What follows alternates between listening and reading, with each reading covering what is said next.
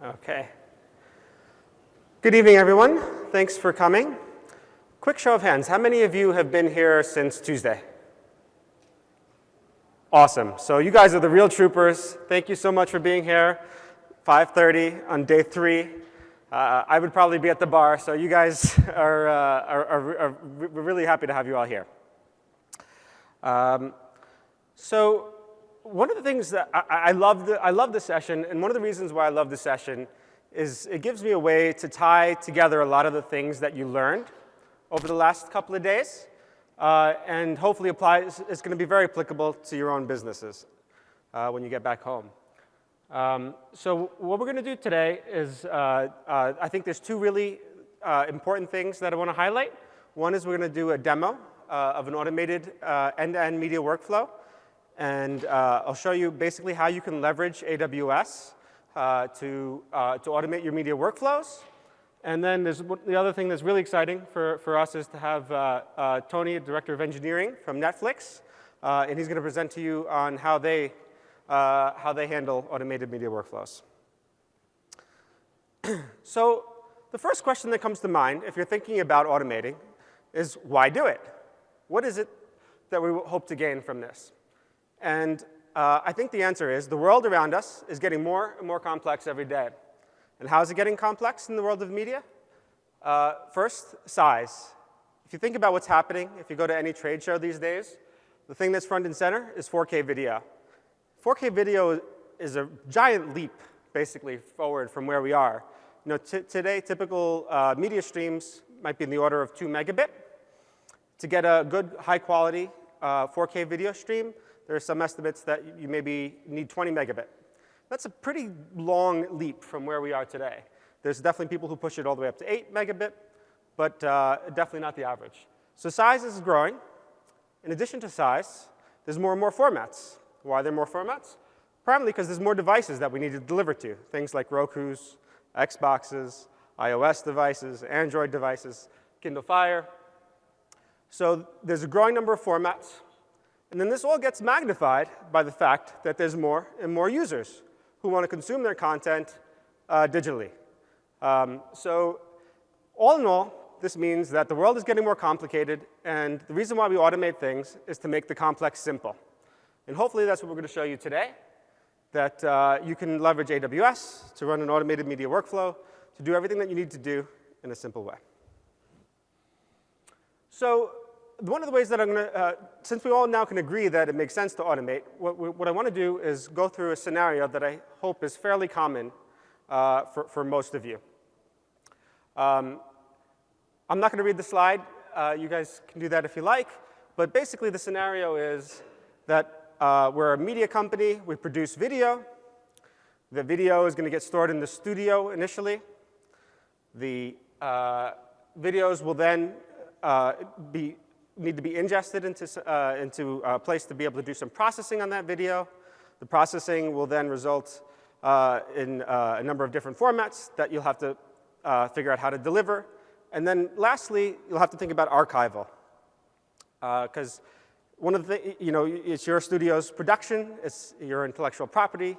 You know that there could be some reason that you want to go back and access this content long down the road, and you want to have the highest quality version of that content available. And so archival is a key thing as well. So how are we going to solve this problem? Well, I saw the scenario that I just painted, I see as business requirements.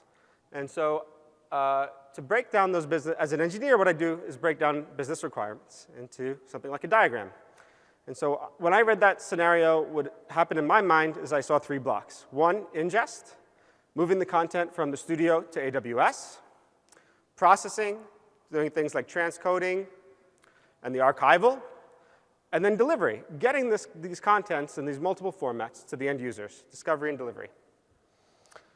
So knowing that we're going to be building this on AWS, there's a couple of extra pieces that I want to add to this diagram. One, on the bottom, is our storage services, S3 primarily.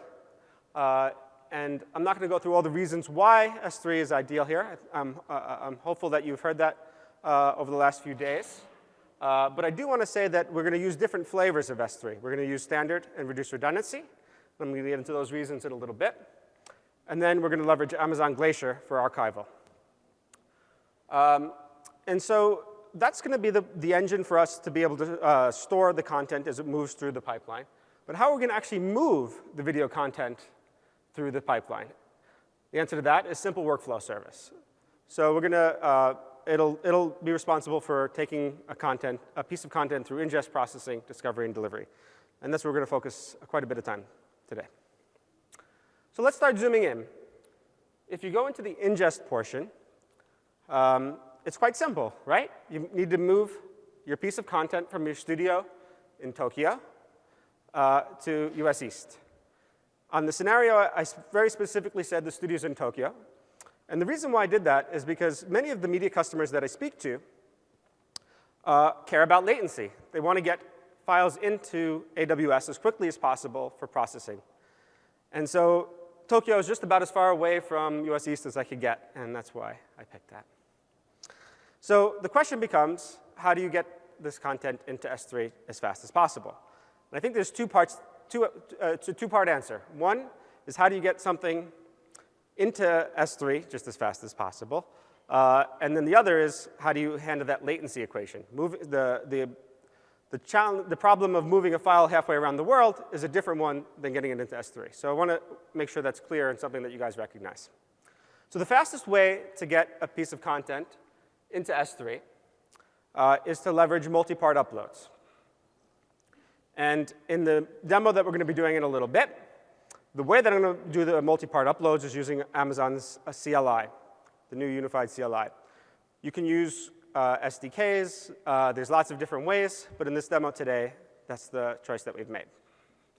So the CLI, when you execute the command AWS S3 CP, it's going to automatically break your video file into a number of chunks and stream those to S3 in parallel. And then when they get to S3, the CLI will make an API call to S3 to say, stitch those chunks back together. And in the end, you get the same file that you had originally, just transferred a whole lot quicker than if you did it in a single threaded fashion. So how do we solve the latency problem? How do we move that large file halfway around the globe just as quickly as possible? And what we believe is the best practice here is to leverage some type of fast file transfer protocol. There's two that I show on the slide here, Aspera and Tsunami UDP. In the demo, we're going to leverage Tsunami UDP because it's an open source transfer protocol. So it's really easy for me to package here. But there's a great number of advantages to using a commercial package like Aspera, especially things like security and whatnot. But both make it possible to move content at great distances very quickly. So we're going to use Tsunami UDP to transfer the file from the studio in Tokyo to an EC2 instance. And from that EC2 instance, we'll then use the CLI to do the multi-part upload to S3. So what does this look like? Well, if you did a single-threaded upload of an 885 meg file, this is what I was using as a test file.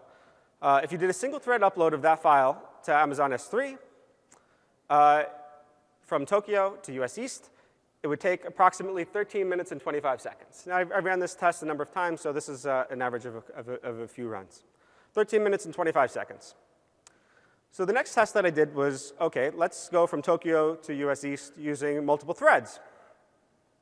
I expected it to be faster, but I wasn't quite sure how much faster. Well, it turns out that it was a 93% reduction in time. So the transfer went from 13 minutes and 25 seconds down to 1 minute. That was pretty good. I said to myself, man, maybe I'm wrong. Maybe we don't need to use a fast file transfer. That's really good. So I tried it anyway. I tried Tsunami UDP. The transfer from Tokyo to US East with Tsunami UDP was 15 seconds, plus an additional 7 seconds to then do the upload from S3, from the EC2 instance to S3. So it definitely was the fastest option, because that resulted in another 63% reduction in time. Now, for an 885 meg file, maybe that's, it's time-wise, maybe 22 seconds, 1 minute, maybe that doesn't make any difference. But many of you are dealing with much, much, much larger files. So hopefully you can see that there's a great advantage if you're dealing with a high latency situation, to leveraging both fast file transfer and multi-part uploads. So in this talk, I want to show some of the code behind the demo.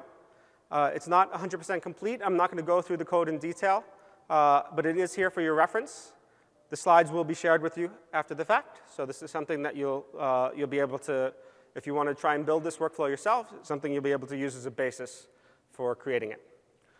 Just very briefly, what's happening in the ingest portion, as you can see, is to transfer using Tsunami, which is just a call to the Tsunami executable, followed by a upload command using the CLI, like, as I said, AWS S3 CP. And then I execute a delete of the local file. We no longer need it on that EC2 instance that got it. Anytime I show a code sample, wherever something is highlighted in orange, that's something that I'm referencing from outside of the code sample. So just so you know, something like exec CMD is just a wrapper around a shell execute, basically. Just so you know that. So that concludes ingest. Next step in the pipeline is processing.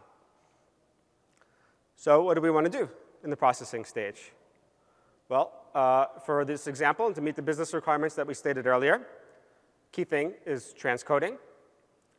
Another thing that we want to do is be able to select a thumbnail, what's the most appropriate thumbnail from the video, so that we can put that into our CMS system or whatever system that we're using for discovery.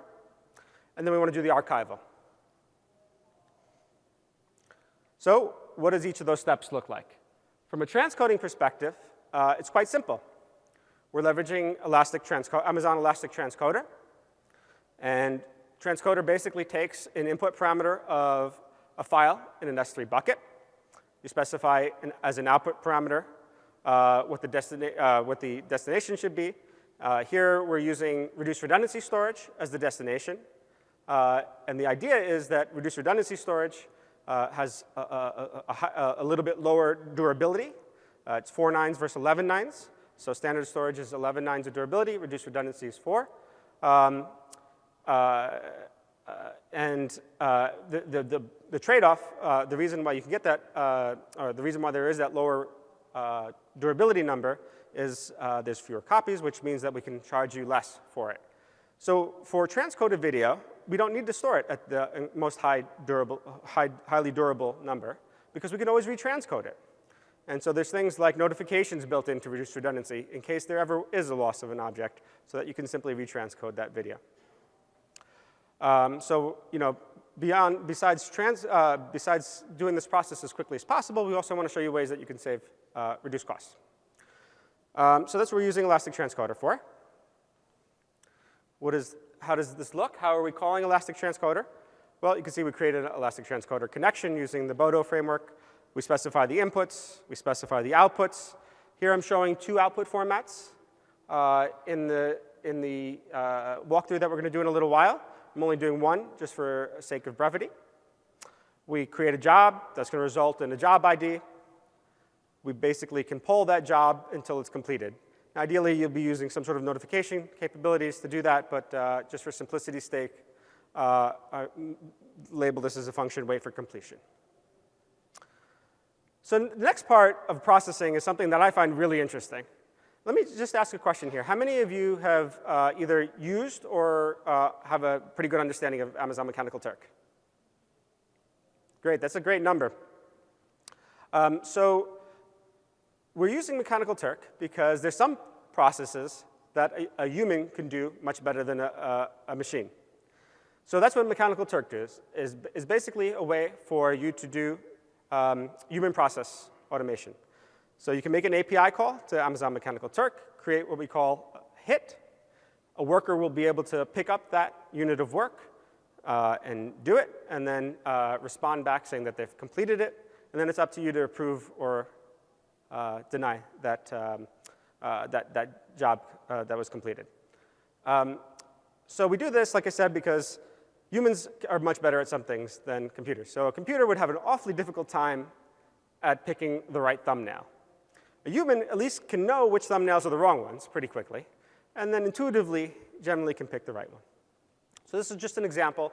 There's lots of other ways that you can leverage Mechanical Turk in your applications. Something that we see in media workflows often is other types of metadata creation, doing a lookup potentially on IMDb to see if there's something similar to what you've done. So there's all sorts of things, if you think about it a little bit, that you could leverage Mechanical Turk for. So the output of that would be the selection, in this case, the selection of a thumbnail. And you'll want to store that in some type of CMS system or something to say, this is the thumbnail we're going to associate with that video. Here I showed DynamoDB, but this could be whatever it is that makes sense for you. And just so you know, we have a representative from Mechanical Turk in the back. Kelly, raise your hand. So if you have any questions about how you can leverage Mechanical Turk in your applications, be sure to see Kelly. So what does it look like? How do you make that API call? Well, there's two slides that I'm showing here. The first is simply to get to generate the request parameters. We're going to leverage something called a hit layout. And this is basically a template for a hit, the unit of work. And in that layout, we're adding the actual references in S3 to the thumbnails that were generated by the transcoding process. And then this is the actual call. So we, again, create a connection to Mechanical Turk. We specify the path to the thumbnails. We get the request parameters, which was that function that we just saw a moment ago. We create the request. And just like the transcode process, we wait for an answer. Once we have an answer, we just parse it out properly the way that the next stage of the pipeline needs it, and we return that. So how do you do archival? Many of our customers talk a lot about how they the complexity of storing their videos and things like tape and whatnot. Well, there's nothing more easy than what we're going to show for how you do archival. You simply copy from the source folder to a destination folder, and you create what we call a lifecycle policy in S3. That lifecycle policy is going to move the content to Amazon Glacier, which is our cheapest storage option. Again, it's highly durable, 11 nines of durability, but it's 1 cent per gig. And the reason why it's so affordable is there's an extra amount of time in recovery. So this isn't something that for storage for something that you want hot, that you want immediately available, but it's going to be the cheapest form of storage for long-term archival. So what does this look like? Like I said, basically you have a source path, have a destination path, and I'm just, again, using the Amazon CLI to do an AWS S3 MV, move the file from the source to the destination, and that's it, and then the lifecycle policy does the rest. So last in our pipeline is the discovery and delivery phase. For that, typically for the discovery portion, I'm hoping some of you made it to some of the other media tracks. I know that we had a presentation on CMSs or DAMs that are running on EC2. I'm going to treat that as outside of the scope of this conversation. But basically, the idea is a user finds the content that they'd like to request. They make the request. Basically, that's going to result in a link. And what I wanted to talk about here is what that link is going to do. So that link will make a request, ideally, to Amazon CloudFront, which is our content delivery network. We have, I believe, 46 edge locations now around the globe. So CloudFront will automatically route you to the nearest edge location where the content could be cached. If it's cached, then it'll serve it directly to you. If not, it'll reach back to the origin to get it. So now comes the interesting part here. How do we automate this? So we know what the pipeline looks like. We know what the steps look like for each part of the pipeline. How do we automate that? And like I said, we're going to use simple workflow. So first question is, what is simple workflow? So primarily, it's a distributed, it's basically, the easiest way to think of it is as a database. It's a distributed application state store. So what that means is that as what we call an execution, so as a job or a piece of your content flows through the pipeline, it's going to, simple workflow will track that execution, retain the history of what's been done, provide visibility into what's actually going on right now, and then it's going to dispatch tasks These tasks are what we call activities and deciders. But the key thing is it's really just a store. It's a database for how an execution is, what's going on at this moment in time in any execution of that workflow. So what are the activities and deciders? These are pieces of code that you create, something that you write, a program that's going to do a specific task. So the tasks, the bits of Python code that you saw earlier for ingest is what you could think of as a worker. The piece that's submitted to Elastic Transcoder or submitted to Mechanical Turk, those are the types of things that you could think of as the workers. A decider is going to say what activity should come next. That's what's going to actually move your content through the workflow. One really interesting thing is these activity deciders and workers can reside anywhere. They don't have to be in AWS. They don't have to be on EC2. They can be on your data center. Just something that can make a decision about what should happen next and what should actually be done. So I wanted to show a code snippet of the decider, but maybe I just didn't try hard enough, but I could not figure out any way of fitting the code into one slide. So what I did is just created a diagram, a flowchart to show the logic that I used. It's the exact logic of the decider that I wrote. I'm not going to go through this the same way. I didn't go through all the code in complete detail, but the idea is you start the workflow, start an execution of a workflow. The first thing that's going to happen is this decider needs to get the list of tasks, or get a specific task. I shouldn't say a list, but make a call to the simple workflow API to say what decisions need to be made.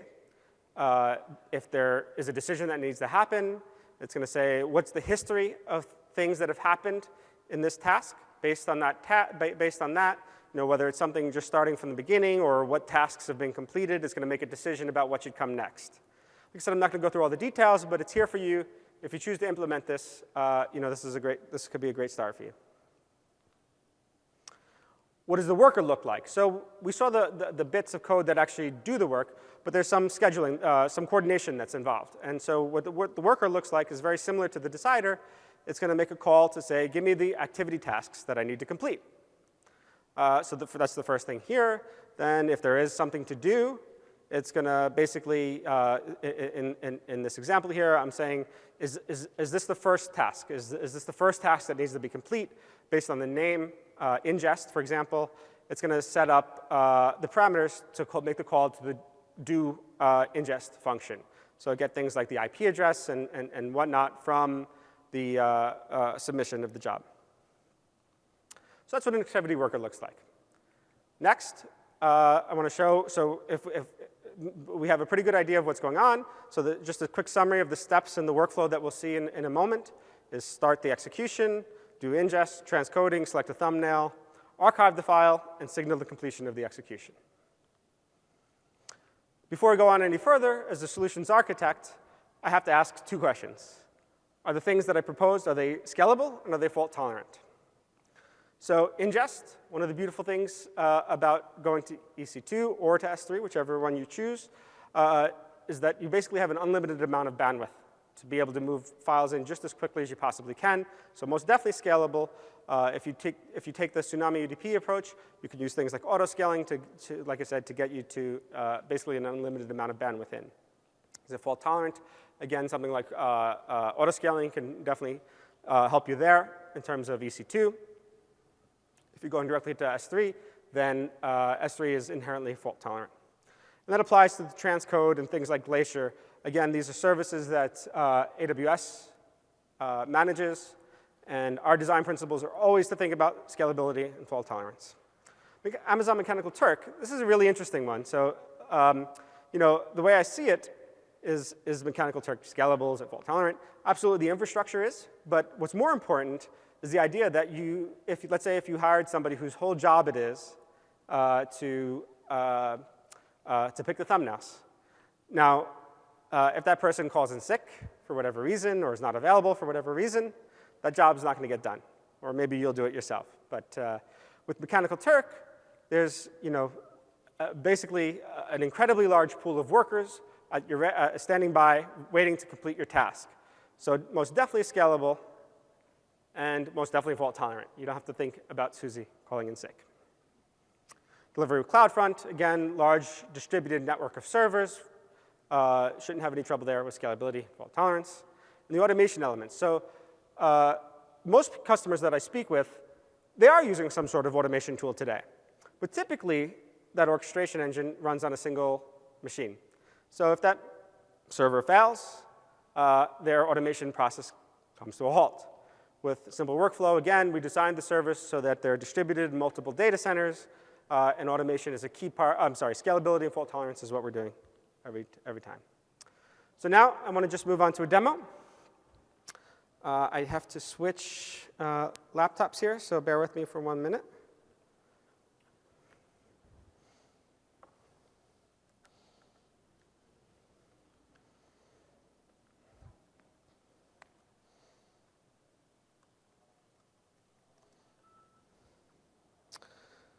OK, so this is our management console. And what I want to do first is bring up an SSH session into the machine in US East that we will be using to do the processing. And there's another EC2 instance in Japan that's going to serve as the server in Tokyo. You can imagine that as being a server running in your studio in Tokyo, if you want to stick with the scenario. And so what I'm going to do first is just submit the job. So all this is a very brief, quick script that submits a job into simple workflow. So let me go now to simple workflow in the management console, clicking on SWF. I'm going to select my domain, media workflow. And I'll see that there's one active execution right now. So if I select that active execution, what I'll see is an execution ID. I can drill into that, click on events, and I'll see that the workflow execution has started, and a decision task was scheduled. So I don't have the decider running at the moment. We're going to start that in a second. So you can see, I wanted to show you what things look like before we do that. If I click on activities, I see no activities. So what I'm going to do right now is start the decider.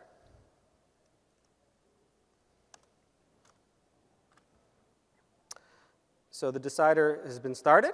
So now if I refresh this, we'll see that the decision task was actually started. We polled, we saw that there was a task, we picked it up, and we made the decision. So we saw that we saw that this workflow execution started, so we figured, all right, this is the first activity that we need to schedule. So ingest is the first activity that needs to get done. Right now, there's no start time because I don't have a worker running. So we will start that next.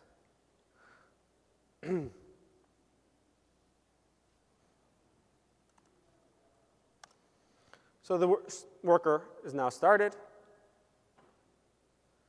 And we see a start time now. So what's happening as we speak is that a file, this is a smaller file, just again for accelerating the demo. This is getting transferred from Tokyo to US East. So the transfer time was about 10 seconds for a 200 meg file from Tokyo to US East, start to end. And that's the transfer to US East plus the upload to S3. So the next thing that happened, if we look back at events, you'll see a whole chain here. But basically, another decision task was scheduled. The decision said, OK, go on to the next step. The next step is do the transcoding. So an activity task was scheduled. The worker picked up the fact that that activity task was scheduled and started working on it. So we're doing a transcode right now. If we look at Elastic Transcoder, what we'll see is that I have a pipeline. A pipeline basically says what the input bucket is for the job, what the output buckets are for the job. So if I drill into it, we'll see that. The input bucket is LA demo. I basically just am reusing this content from a demo I did a few weeks ago in LA, so that's why hence the name. but the input bucket is alidemo. The output bucket for the video is alidemo.out.vid. And the output bucket for the thumbnails, Elastic Transcoder has an option to automatically generate thumbnails for you. It's alidemo.out.thumb. And you can notice here, just as we've been saying all along, that the storage class for this is reduced redundancy. So that's the pipeline. That's the framework for what's going to happen. The actual transcoding is going to get done in what we call a job. So let's see if we have a job in the progressing state. We do. And it's very difficult to see the little bar from up here, but let me see if we can do something else. No, I can't. All right. Let's just drill into it there. We can see the outputs is going to be a preset transcode operation. It's just a 320 by 240 video with MP4 file. You can have multiple outputs, HLS, and lots of other presets for whatever formats that you want to support. But again, for simplicity's sake, just doing one transcode to an MP4 file at 320 by 240. So that's what the Elastic Transcoder looks like. If I click back at simple workflow, we'll again see one active task, drill into it, activities. So the transcode finished just while we were doing that. The next step is the thumbnail selection. So in the last time I did this demo, I actually had a worker do it, but it was so quick that I couldn't even pull up what the job looked like. So I'm going to do this in what we call the sandbox. And I'm going to search for my hit here. This is what a worker would do. This is what it would look like for a worker. They would see something that seems interesting to them, something that they felt like they can complete. They would accept the work. So I'm going to hit accept hit. And then select the most interesting image for this video. You can be as descriptive as you like, but just kept things simple. So I'm sure many of you recognize this video, Big Buck Bunny. I'll pick Big Buck. And hit submit. And if I go back to simple workflow, before you saw the start time was there, but the end time had not been set. As soon as I click submit, the wait for completion event was raised, and we have an end time now. The next step is the archival, which I can mention is extremely simple. So you can see that got done quickly. All it did is move the video file from one folder to the other. Actually, let me just go back here. We don't need to see the video in S3. So if I go back to simple workflow, we'll see that there's no active executions. There was one completed in the last hour. I'm just going to drill into this. And what we could see at every step of the way in these activities is the inputs and outputs for one of the activities. So the result here, you can see the thumbnail that I selected was 6. If we wanted to pull that up just to show that it was the one that we picked, you can see Big Buck Bunny there. And then if I come back to Mechanical Turk and I pick the outputs of the, if I come back to simple workflow and I pick the output here of the MP4 file, we'll see a thumbnail-sized video, 320 by 240 of Big Buck Bunny.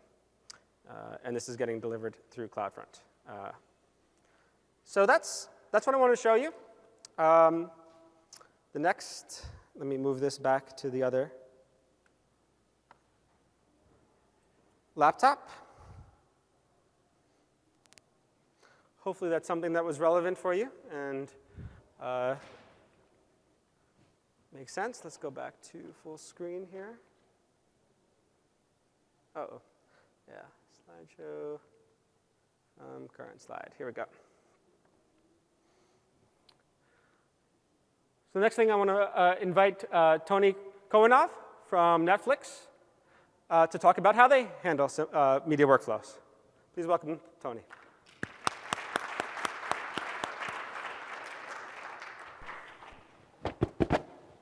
Thank you. My name is Tony-Koinov. I'm Director of Engineering for Netflix, and I lead the Media Cloud engineering team one of the systems we develop is the media processing pipeline, and this is what I'll be talking to you about today. I'll cover two topics. Matrix is our media processing platform, and I'll tell you how we got to where we are, what we've learned along the process using the cloud as our processing platform. And then I'll talk about Maple, our massively parallelized system for processing very large media files in a very short period of time, and why we're doing this. This is a high-level view of the media pipeline, the way we have it today.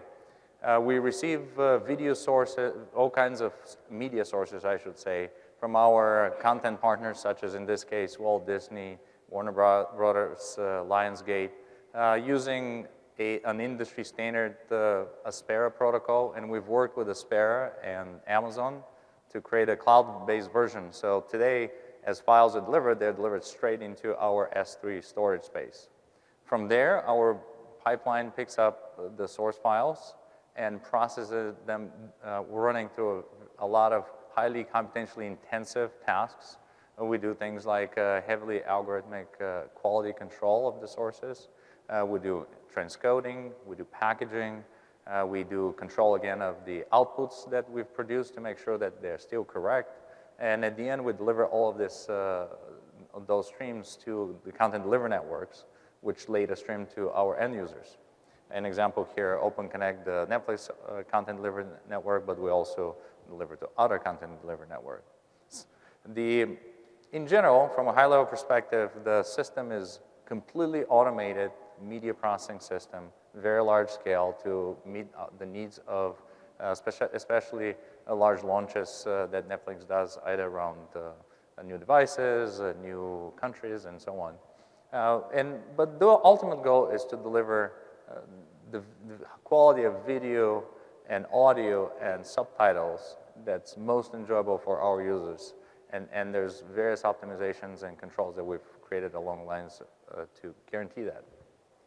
But this is where we are today, and where we started was a different world.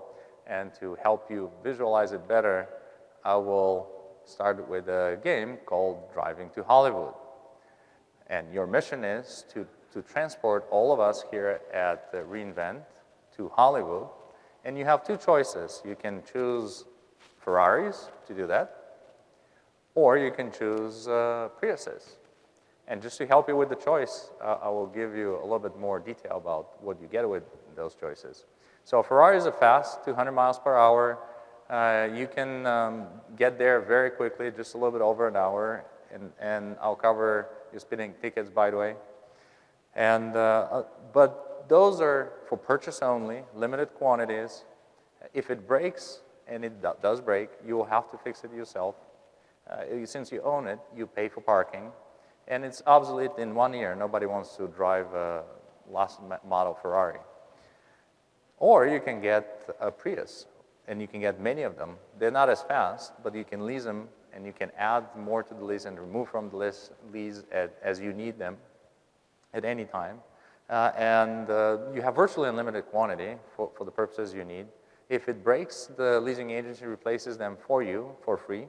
You don't need to pay for parking just because you don't own it. You kind of pull to the curb, walk out, and you can get a brand new one if you need every year.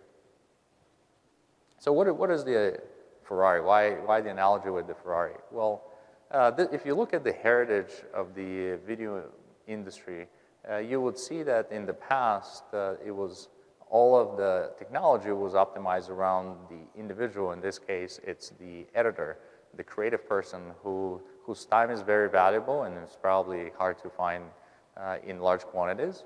So all operations are optimized for his efficiency. So he's sitting in front of customized displays, customized consoles. Behind the scenes, he has customized hardware to do everything quickly with low latency so he can get his Blu-ray ordering done quickly.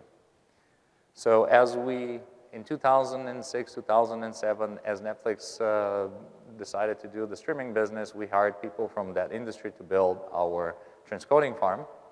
And of course, they built it using the same concepts.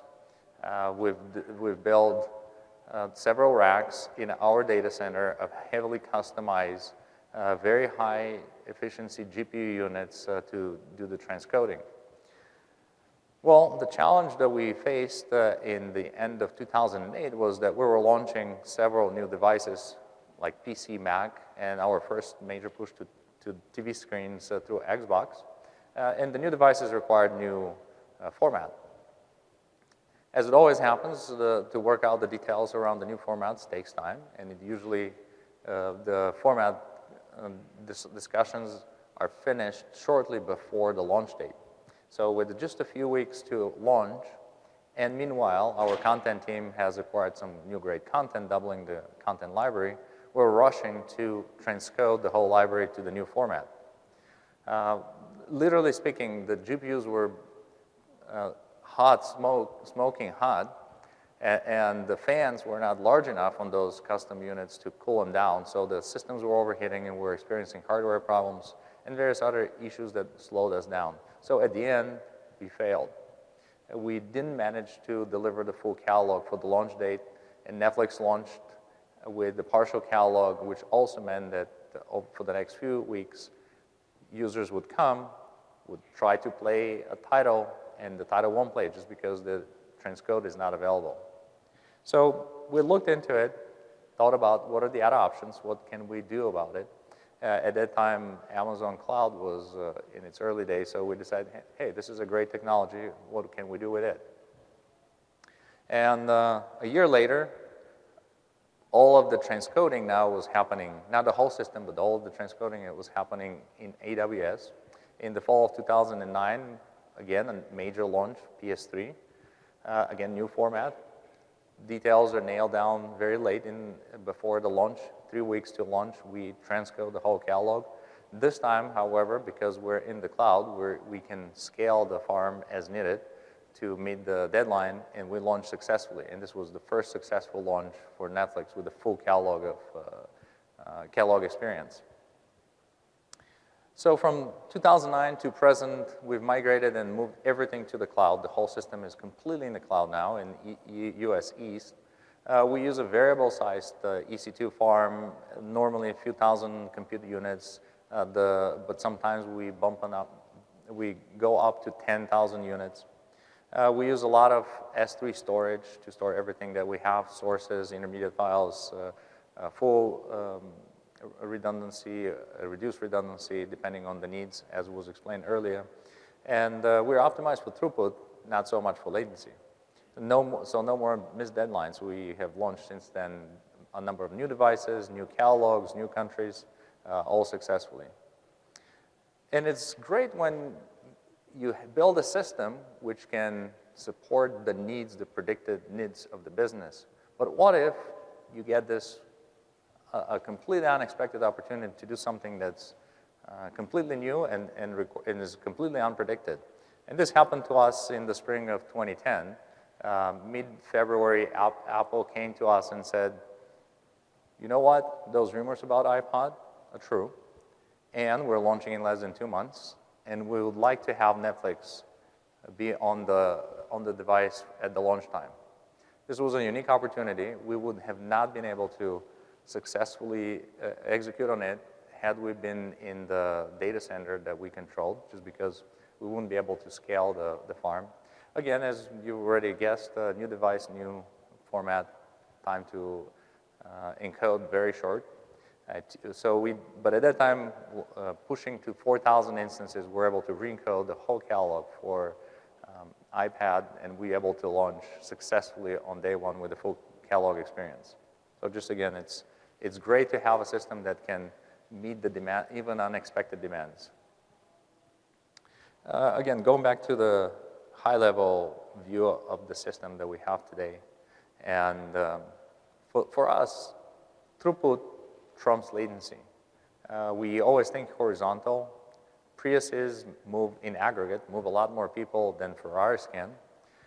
We can do frequent re-encodes of growing libraries for various reasons, as you saw device launches, but we do all kinds of innovation and research and work that we want to push the learnings to the consumers.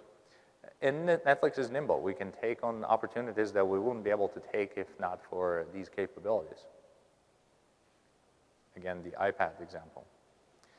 More proof. Since then, we've launched to a large number of countries, several continents, all successfully. We've done codec innovation as another example. Initially for H.264, we've re-encoded the library several times to improve the quality of the content that we have. And now we're aggressively looking into the next generation TV standard with Ultra HD 4K and H.265.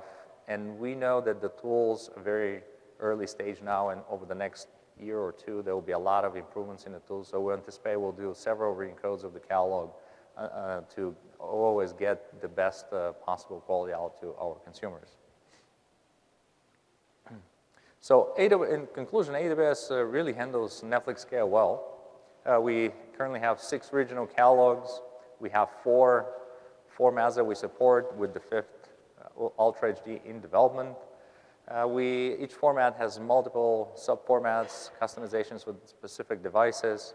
But we'll also have, for each of those, we have multiple bit rates to support our adaptive streaming. So you can think about it as each title is re-encoded 40 to 50 times to get the variety of outputs that are needed to support our device ecosystem. And then that's done on tens of thousands of hours of content. We have petabytes of S3 storage. All of this is handled flawlessly and with very little hassle from our side to support it. Next, I'll talk about our massively parallel transcoding engine and why did we go there. I earlier mentioned that we weren't optimized for latency, but there's some advantages to faster processing time. And if we can get both high parallelism and low latency, that's kind of the best of both worlds, so we embarked on this project. As an example, an HD transcode takes 2-3 days and possibly more occasionally, depending on how long the content is. But with 4K, we're seeing over a week and maybe 2 weeks of encoding for long-form content. Also, the source files for 4K are becoming huge. They're 4 times more pixels. You have high frame rate, like 60 frames, so it's twice the frame rate. And we're also getting now the best quality sources, which is yet another multiplication factor. So we're looking at 10 to 20 times larger sources than before, which means the source size becomes several terabytes per hour of playback of the content. So those are huge amounts of data. It's very difficult to push all of that data to a single node in any reasonable, and process that in any reasonable amount of time. Another advantages of lowering the latency is fault tolerance. If you have something that's running for a week, the probability of something happening is increasing, either within the node or some of the supporting services. And if something happens, that work is wasted and you have to start all over again, which puts you back by a week and you still have to go another week forward. Maintenance is also a challenge. We are a very aggressive team. We have a weekly iteration cycle. We launch several times a week. And if we have things that are running for days or weeks, it's a challenge. But also there's business opportunities that have emerged over time that we want to take leverage of. An example is day after broadcast that we did for Breaking Bad in UK, where we launched the episodes several hours after the launch of the same episodes in US on television. This would have been completely impossible to do had we not have this highly parallelized processing. Another example is redelivery of damaged content. Sometimes things slip through the net, and we may have a subpar user experience on the site, such as a audio-video sync problem. We quickly requested a redelivery, and it's really subpar if we have to wait for days and weeks to get the updated source to the users while the user is still experiencing the bad content.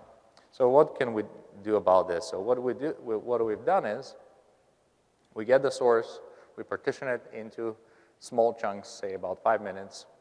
We send all of those chunks to individual processing nodes, which process that in parallel. So you can think about it literally few hundred to low thousands of nodes working in parallel to process one title.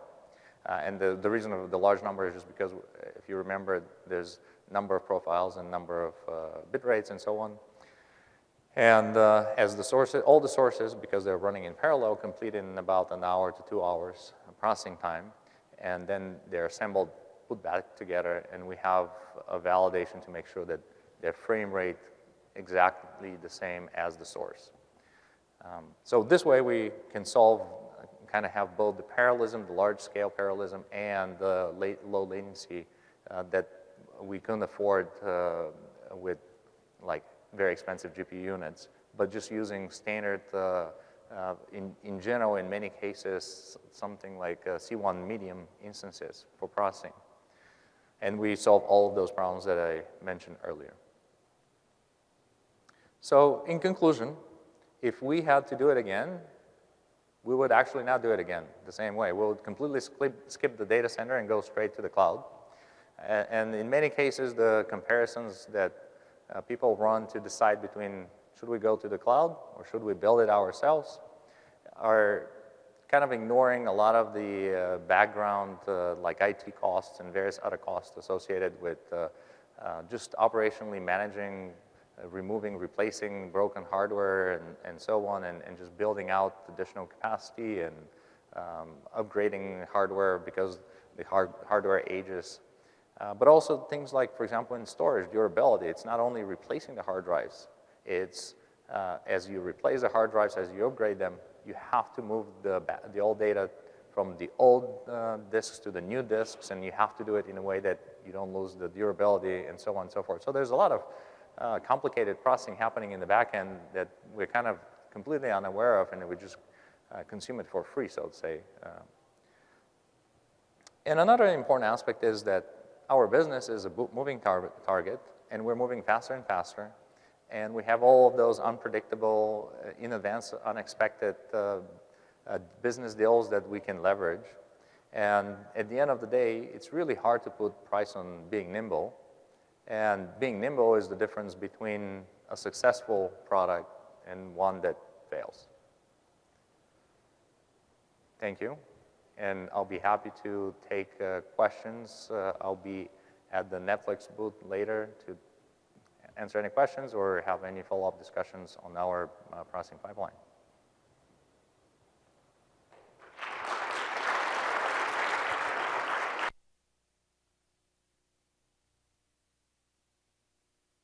You're still on there, but if you can, just please leave your feedback. We'd love to get any feedback you have for us. And yeah, I think we'll both just stick around for a little while. If you guys have any questions, we'll be happy to take them up front.